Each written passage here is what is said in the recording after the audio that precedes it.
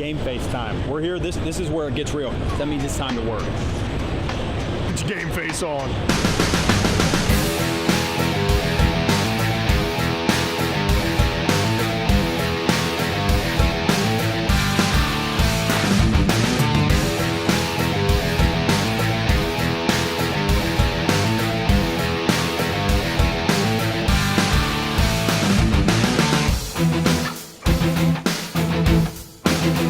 Thank you.